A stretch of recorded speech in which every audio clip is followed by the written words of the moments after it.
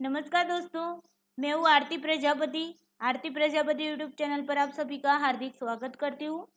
दोस्तों, आज के इस वीडियो में हम यूजीसी नेट पेपर 1 का जो यूनिट है आपका यूनिट नंबर 9, ओके, और उसका नाम है पीपल डेवलपमेंट एंड एनवायरनमेंट। उसके तहत हम एक मिशन को देखने वाले हैं और वो मिशन है नेशनल सोलार मिशन, ओके, राष्ट्रीय सौर ऊर्जा मिशन जिसे कहा जाता है। तो ये हमारे भारत के लेवल पर है, यानी कि यहाँ पर जो हमारा नेशनल लेवल पर ये मिशन है और उसी मिशन को हम आज देखने वाले हैं।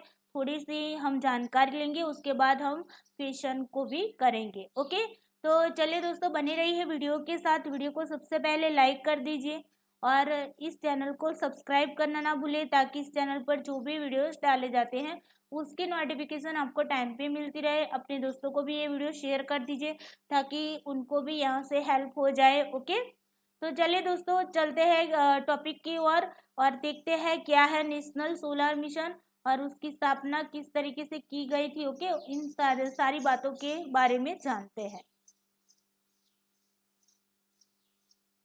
तो दोस्तों, नेशनल सोलर मिशन के बारे में जानते हैं कि भारत की जो घनी आबादी है और जो उच्च सौर आतपन है, उसी सौर ऊर्जा को भारत के लिए एक आदर्श ऊर्जा स्रोत बनाता है। ओके, तो सौर ऊर्जा जो हमारी है, वो सौर ऊर्जा जो भारत के लिए क्या है, उन सौर ऊर्जा को आदर्श ऊर्जा स्रोत बनाने के लिए कौन सा जिम्मेदार है, तो घनी आबादी और उच्च सौर आतपन जो है वो हमारे भारत के लिए सौर ऊर्जा को क्या बनाता है, आदर्श ऊर्जा स्रोत बनाता है।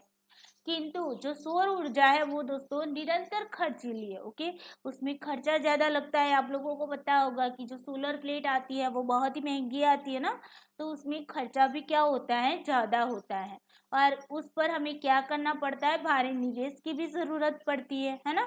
फिर साथ ही साथ देखा जाए तो जो सौर ऊर्जा है उसका स्वरूप भी क्या है, अस्थिर है। ओके, स्थिर नहीं है सौर ऊर्जा का स्वरूप, वो अस्थिर है। तो जिससे क्या होता है, जिसे इसे ग्रिड में भी समायोजित करना मुश्किल हो जाता है। ओके, तो सौर ऊर्जा जो है वो उसका जो स्वरूप है वो अस्थिर है। इसी के कारण क्या होता है, ग्रिड में उसे समायोजित करना मुश्किल हो जाता है। यानी कि ग्रिड का मतलब क्या होगा कि परंपरागत रूप से उसे समायोजित करने में क्या हो जाता है, मुश्किल हो जाता है। ओके, लोगों की जागरूकता का भी यहाँ पर अभाव देखने को मिलता है ना सौर ऊर्जा के बारे में। अभी तक हम लोग सौर ऊर्जा का उपयोग करने वाले लोग बहुत ज़्यादा कम होंगे, है ना।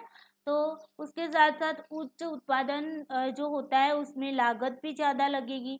वर्तमान ऊर्जा को छोड़ने की कोई सीमाएं या फिर ट्रांसमिशन नेटवर्क भी नहीं है। ओके, तो देश भर में सौर ऊर्जा क्षमता के भरपूर दोहन की दिशा में ये सारे के सारे क्या है, मुख्य बाधा के रूप में माना जाता है। कौन कौन से, तो जागरूकता का अभाव। ओके, जो भी सौर ऊर्जा के प्रति जो जागरूकता होनी चाहिए, अवेयरनेस होनी चाहिए लोगों में, तो वो भी, उसका भी अभाव है। उच्च उत्पादन के लिए लागत ज़्यादा लगती है और वर्तमान ऊर्जा को छोड़ने की कोई सीमा या ट्रांसमिशन नेटवर्क नहीं है। ओके, उसके साथ साथ क्या है, सौर ऊर्जा जो है वो निरंतर खर्चीली है और उसके लिए हमें भारी निवेश की भी ज़रूरत पड़ती है। ओके, तो ये सारे बहुत सारे मुख्य बाधाएं यहाँ पर हमें देखने को मिलती है। इसीलिए क्या हुआ कि भारत सरकार ने क्या किया, राष्ट्रीय सौर मिशन ऊर्जा शुरू कर दिया। ओके, तो राष्ट्रीय सौर ऊर्जा मिशन को क्या कहते हैं हम, नेशनल सोलार मिशन। ओके, तो राष्ट्रीय सौर ऊर्जा मिशन जिसे हम कहते हैं नेशनल सोलर मिशन को शुरुआत कर दिया भारत सरकार ने।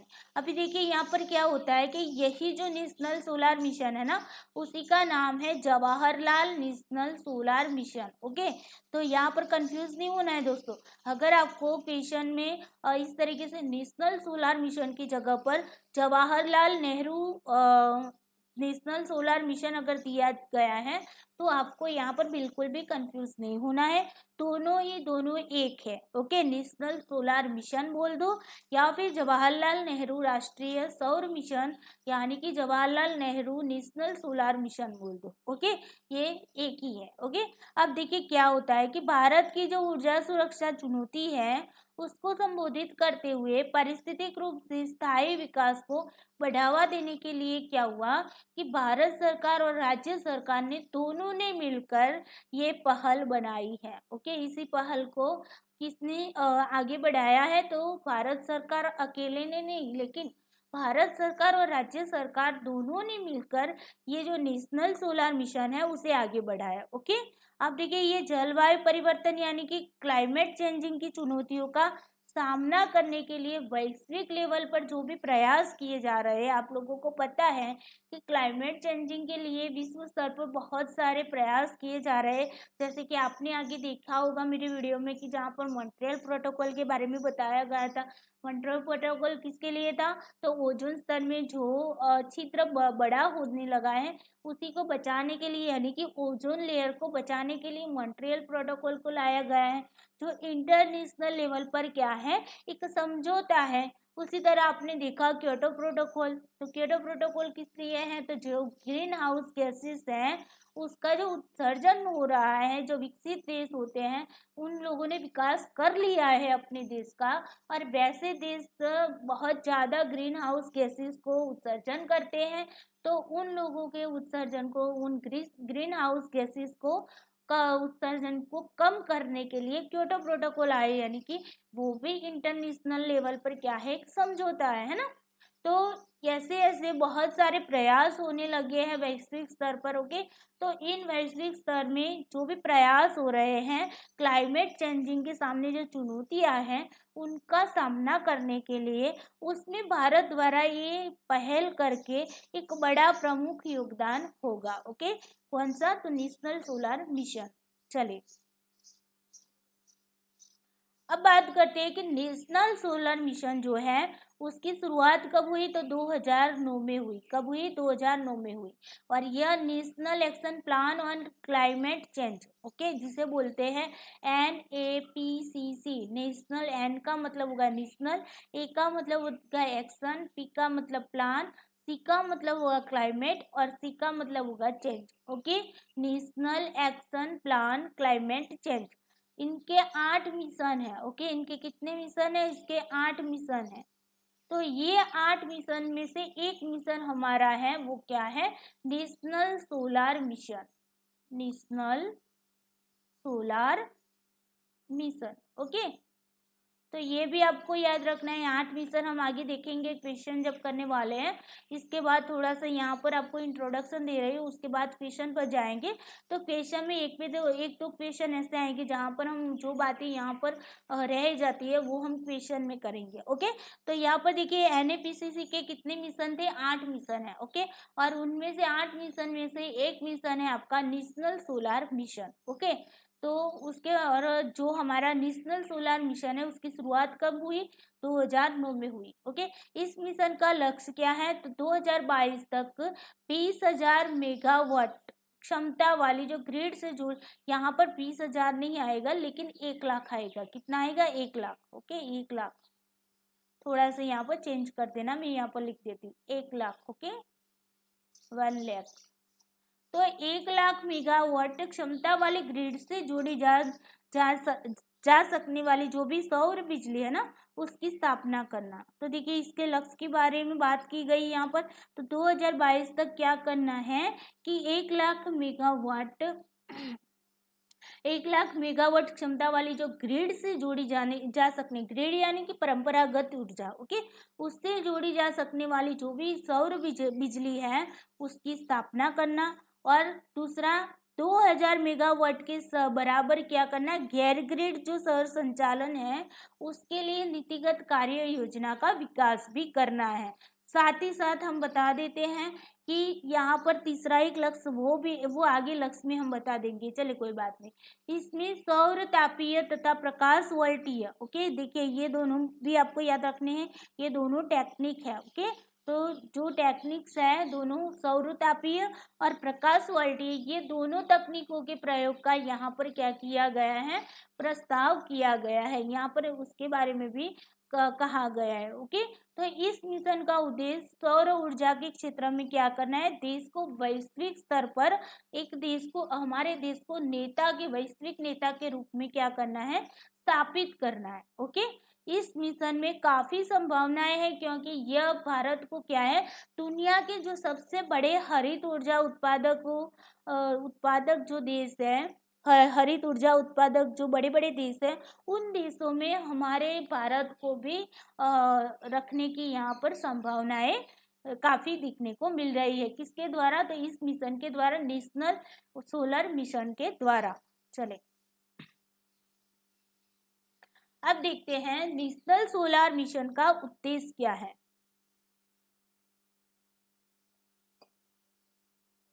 चले सॉरी, नेशनल सोलर मिशन का उद्देश्य है कि जो भी सौर प्रौद्योगिकी के जो सौर विनिर्माण है, यानी कि मूल्य श्रृंखला में वैश्विक नेतृत्व की भूमिका निभाना। ओके, विश्व स्तर पर हमें नेतृत्व की सौर ऊर्जा, सौर जो भी ऊर्जा के क्षेत्र जो है उसमें हमारे भारत को क्या बनाना, एक नेता के रूप में प्रस्थापित करना और वैश्विक नेतृत्व की भूमिका को निभाना है। 2020 तक स्थापित क्षमता के 4-5 गीगावाट के लक्ष्य को भी यहाँ पर शामिल करना, ये भी उसका एक लक्ष्य है। ओके, कितने गीगावाट, तो 4-5 गीगावाट। ओके, उसको भी स्थापित करना यहाँ पर एक लक्ष्य रखा गया है। इसमें पाली के लिए समर्पित विनिर्माण क्षमताओं की भी स्थापना शामिल है। ओके, चलिए अब देखिए, मुख्य उद्देश्य तो यही है कि हमारे जो भारत को विश्व स्तर पर क्या है, एक नेता के रूप में हमें प्रस्थापित करना है। ओके, सौर ऊर्जा के क्षेत्र में। चलिए राष्ट्रीय सौर ऊर्जा मिशन के लक्ष्य की बात करते हैं, तो उनके लक्ष्य कौन कौन से हैं, तो देखिए यहाँ पर लक्ष्य है कि भारत सरकार ने 2022 के आखिर तक, यानी कि 2022 के एंड तक, ओके, उसके एंड तक क्या 175 गीगावाट नवीनीकरणीय ऊर्जा संस्थापित क्षमता का लक्ष्य निर्धारित किया है। ओके, यहाँ पर रुके, एक सेकंड में नई स्लाइड यहाँ पर ले लेती हूँ। ओके,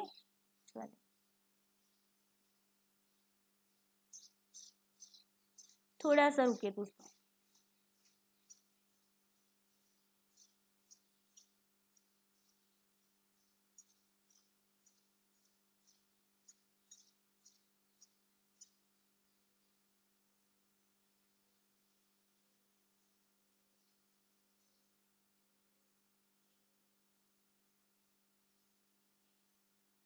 ओके, चलो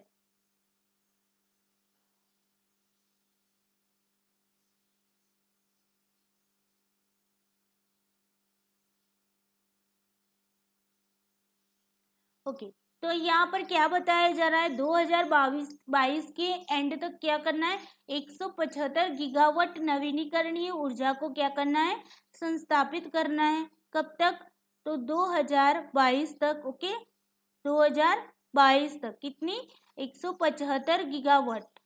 ओके, 175 गीगावाट नवीनीकरणीय ऊर्जा को क्या करना है, स्थापित करना है, एक लक्ष्य है। ओके, अब देखिए क्या है, 175 जो गीगावाट नवीनीकरणीय ऊर्जा है, उनमें भी जो भी ऊर्जा है, अलग अलग ऊर्जा होती ना, तो उसमें कौन सी ऊर्जा कितने गीगावाट की होगी, उसका भी लक्ष्य रखा गया। तो देखिए 60 गीगावाट पवन ऊर्जा। ओके, तो यहाँ पर लिख देते हैं हम 60 गीगावाट पवन ऊर्जा। ओके, पवन ऊर्जा। उसके बाद देखिए क्या है, उसके बाद 100 आपके हैं गीगावाट सौर ऊर्जा से है। ओके, 100 गीगावाट कितने हैं, 100 गीगावाट आपके सौर ऊर्जा की है। उसके बाद देखिए 10 गीगावाट जो है, 10 गीगावाट जो है वो आपकी है बायोमास ऊर्जा। ओके, क्या है, बायोमास ऊर्जा, बायोमास ऊर्जा। ओके, और उसके बाद है आपके 5 बची, तो 5 गीगावाट जो है वो है आपकी लघुपन बिजली। ओके, क्या है, लघुपन बिजली।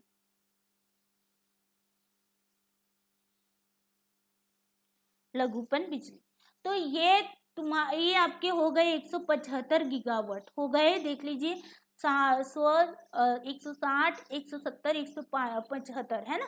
तो 175 गीगावाट जो है वो नवीनीकरणीय ऊर्जा है, उसका लक्ष्य रखा गया कब तक, तो 2022 तक। ओके, और उसमें भी हमने देखा 60 गीगावाट क्या है, पवन ऊर्जा, 100 गीगावाट है सौर ऊर्जा, 10 गीगावाट बायोमास ऊर्जा है, और 5 गीगावाट आपकी है लघुपन बिजली की ऊर्जा। ओके, तो इनका यहाँ पर क्या, उसे स्थापित करने का यहाँ पर एक लक्ष्य रखा गया। उसके बाद देखिए 2017 के 17-18 के लिए 14,550 मेगावाट ग्रिड नवीनीकरणीय ऊर्जा।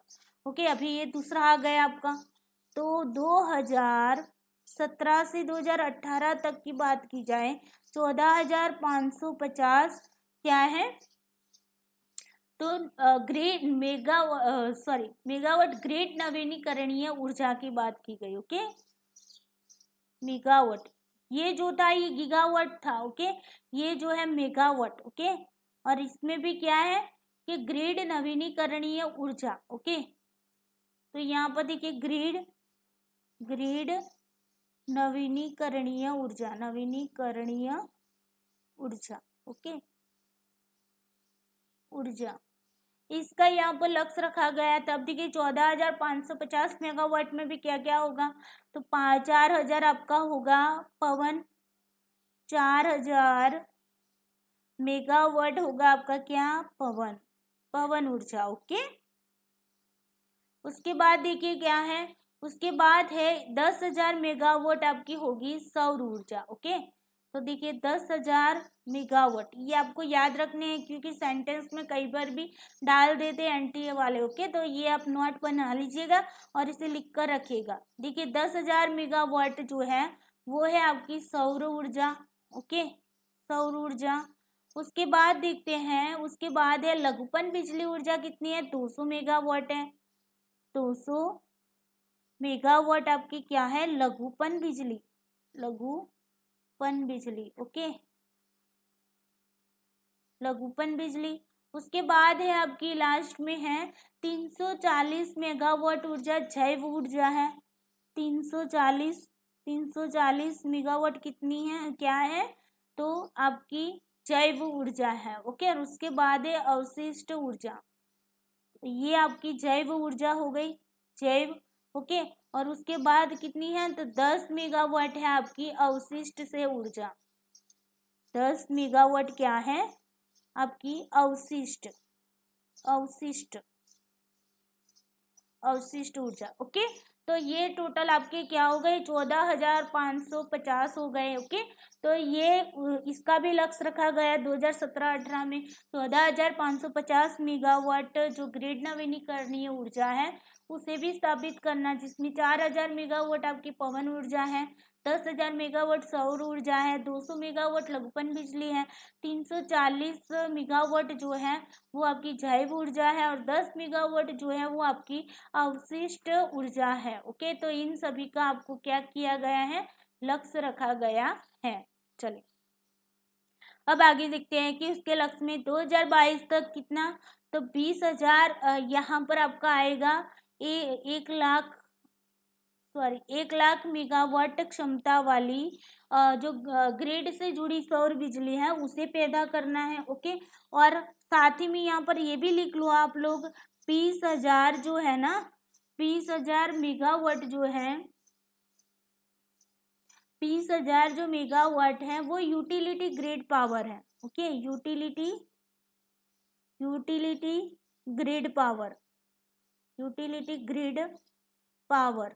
ओके, इसका भी यहाँ पर क्या किया गया है, लक्ष्य रखा गया है, कितना, 20,000। यहाँ पर ये 20,000 कैंसिल कर देना। ओके, तो 20,000 मेगावाट जो यूटिलिटी ग्रिड पावर है उसका लक्ष्य भी रखा गया है 2020 तक का। ओके, और ये 1 लाख मेगावाट वाली ग्रिड से जुड़ी सौर बिजली पैदा करने का भी यहाँ पर क्या किया गया है, लक्ष्य रखा गया है। ओके, तो ये आपको दोनों आपको क्या करना है, याद रखना है। यहाँ पर आप थोड़ा सा देख लीजिएगा क्योंकि यहाँ पर 2022 तक क्या होगा, 1 लाख मेगावाट क्षमता वाली ग्रिड से जुड़ी सौर बिजली पैदा करना, ये लक्ष्य था।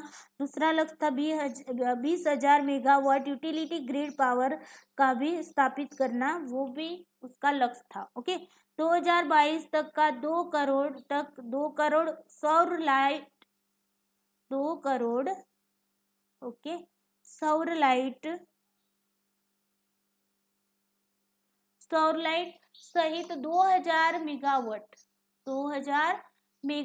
क्षमता वाली गैर ग्रिड सौर संचालन की भी स्थापना करना। ओके, ये तो आगे भी हमने बात की कि 2000 मेगावाट क्षमता वाली जो गैर ग्रिड सौर संचालन की जो स्थापना करना भी ये उसका लक्ष्य है। कब तक है? 2022 तक का। ओके, तो यहाँ पर 2 करोड़ स्क्वायर मीटर की सौर तापीय संग्रह क्षेत्र की भी स्थापना करना लक्ष्य रखा गया है। ओके, और देश में सौर उत्पादन की क्षमता बढ़ाने वाली का अनुकूलन परिस्थितियों का निर्माण करना भी यहाँ पर लक्ष्य रखा गया है। ओके, तो देश में जो भी सौर उत्पादन की क्षमता बढ़ाने वाली जो भी अनुकूल परिस्थितियां होगी उसका भी यहाँ पर निर्माण करना लक्ष्य रखा गया। उसके बाद देखिए 2022 तक ग्रिड समानता का लक्ष्य हासिल करने के लिए अनुसंधान और विकास के समर्थन और क्षमता विकास क्रियाओं को भी बढ़ावा देने का शामिल किया गया है। और यहाँ पर एक और भी बात हम लिख देते हैं, आप लोग यहाँ पर एक और भी बात लिख दीजिए। तो जो हमारा नेशनल सोलर मिशन जो है वो भी 3 स्टेज में थे, 3 चरण में इसे रखा गया था। पहला चरण था वो था आपका 2012 से लेकर 2013 तक का था। ओके, ये भी याद रख लीजिए, कहीं पूछा जा सकता है। फिर दूसरा चरण था 2013 से लेकर 2017 तक का था। और तीसरा चरण जो अभी लास्ट चरण है वो है आपका 2017 से लेकर 2022 तक का था। ओके, तो यहाँ तक आपको पता चला ना 2022 तक की यहाँ पर लक्ष्य क्यों रखा गया है, क्योंकि ये तीसरा स्टेज यहाँ पर है नेशनल सोलर मिशन का। तो 3 चरण थे उसके। पहला चरण था वो 2012 से लेकर 13 का था। दूसरा चरण जो था वो 2013 से लेकर 2017 का था।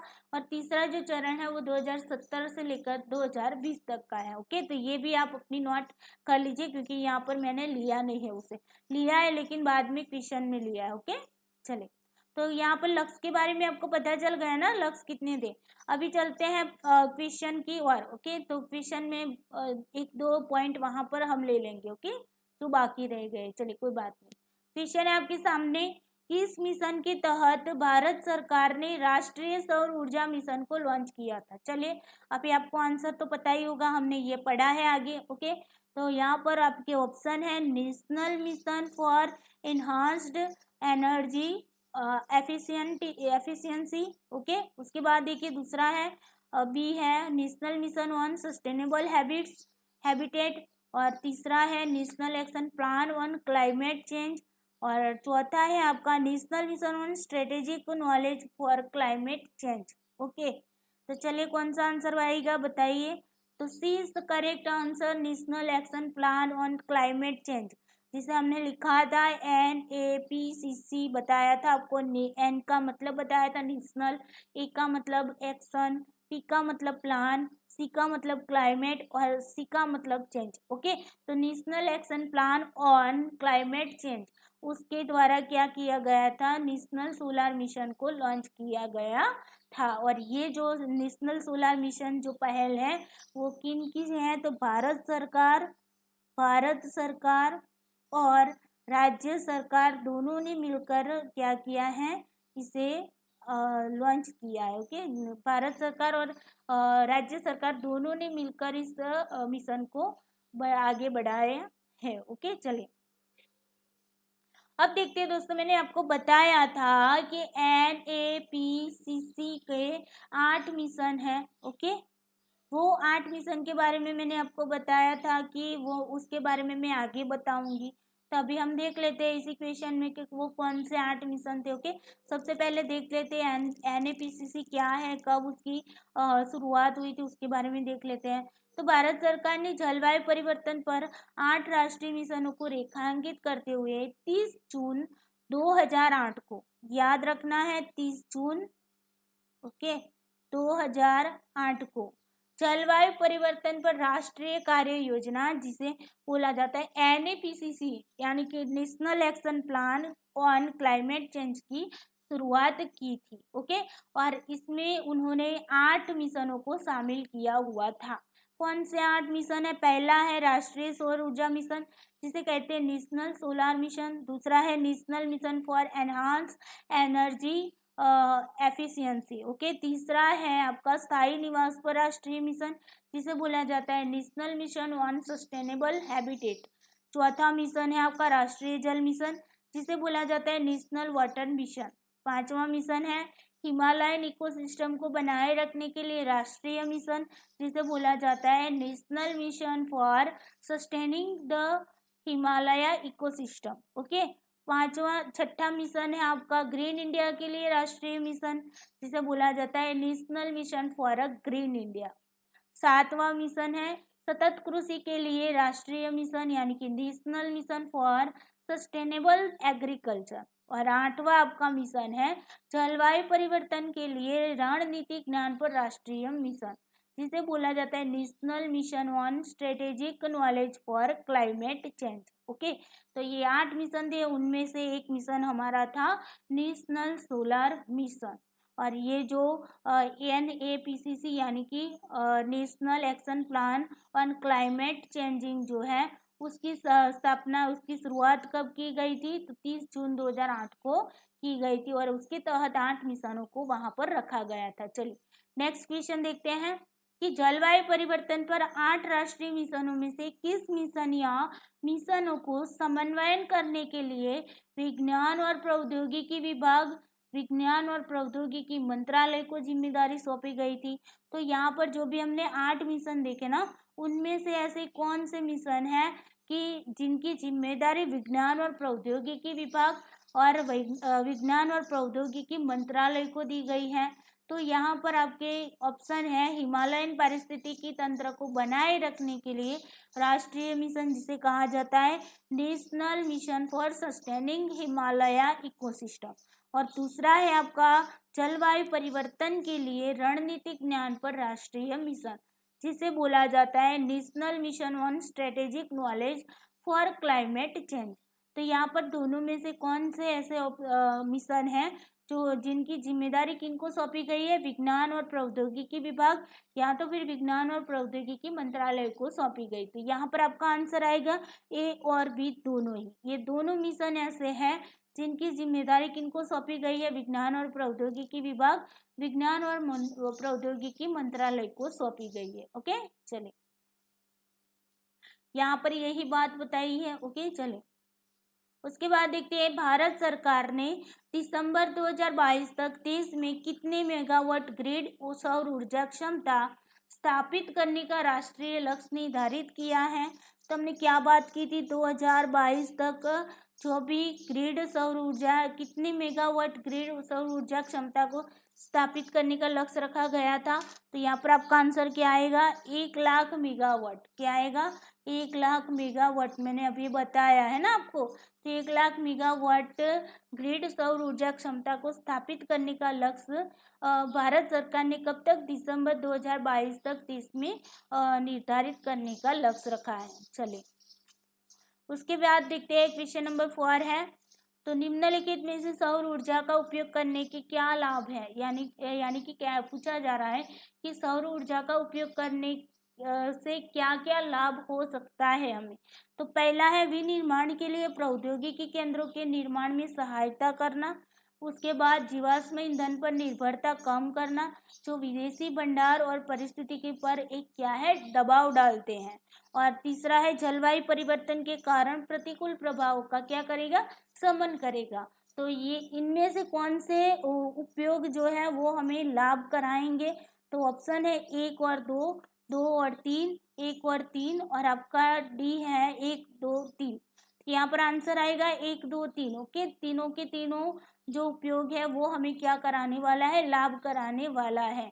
उसके बारे में देखिए, तो सौर ऊर्जा को उपयोग करने के लिए इसके लाभ है ऊर्जा की सुरक्षा, जलवायु परिवर्तन के कारण जो प्रतिकूल प्रभाव होते हैं उनका शमन करना, प्रदूषण में कमी आएगी, स्वास्थ्य को भी लाभ होगा, जीवाश्म ईंधन पर निर्भरता कम करना, और जो क्या होता है विदेशी भंडार और परिस्थिति के ऊपर एक क्या होता है दबाव डालते हैं। ओके, इसके कारण जीवाश्म ईंधन पर की जो निर्भरता है उसे भी कम करेगा। और सौर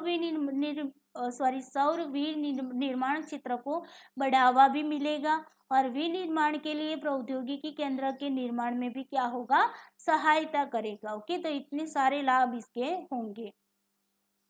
क्वेश्चन नंबर 5 है, राष्ट्रीय सौर ऊर्जा मिशन में कितने चरण शामिल है। हमने अभी ही बात की कितने चरण शामिल है, तो 3 चरण शामिल है ना। कौन कौन से थे, तीनों चरण के बारे में हमने बताया था कि पहला चरण जो था वो क्या था 2012 से लेकर 13 तक का था, और दूसरा चरण जो था वो 2013 से लेकर 17 तक का था, तीसरा चरण जो था वो क्या है 2017 से लेकर 22 तक का है। ओके, चले नेक्स्ट क्वेश्चन देखते हैं। क्वेश्चन है, राष्ट्रीय सौर ऊर्जा मिशन के तीसरे चरण में कितने सौर कलेक्टरों को लगाने का लक्ष्य रखा है। ओके, तो ये बात हमने नहीं बताई थी, ये हम यहाँ पर डिस्कस कर लेते हैं। तो राष्ट्रीय सौर ऊर्जा मिशन के तीसरे चरण में सौर कलेक्टर्स जो होते हैं उनको लगाने का लक्ष्य भी रखा गया है। और वो कितने सौर कलेक्टर्स को लगाने का लक्ष्य रखा गया है, तो यहाँ पर आपका आंसर आएगा 20 मिलियन स्क्वायर मीटर। ओके, तो 20 million square metres solar collectors को लगाने का यहाँ पर क्या रखा गया है, एक लक्ष्य भी यहाँ पर रखा गया है। ओके, चलिए अब देखते हैं नेक्स्ट क्वेश्चन देखते हैं। तो नेक्स्ट क्वेश्चन क्या है, ओके नेक्स्ट क्वेश्चन है, निम्नलिखित में से राष्ट्रीय सौर ऊर्जा मिशन देश में सौर ऊर्जा उत्पादन की लागत को कैसे कम करेगा। ओके, तो जो नेशनल सोलार मिशन है वो हमारे देश में जो सौर ऊर्जा उत्पादन की जो लागत है वो ज़्यादा है, ओके हाई लेवल की है, तो उसे कैसे कम करेगा। तो उसके लिए यहाँ पर ऑप्शन दिया है कि दीर्घकालीन नीति और बड़े पैमाने पर तैनाती के लक्ष्य, ओके जिसे हम कहते हैं लॉन्ग टर्म पॉलिसी, और large scale deployment goals. Okay, उसके बाद देखते हैं 2022 तक ग्रिड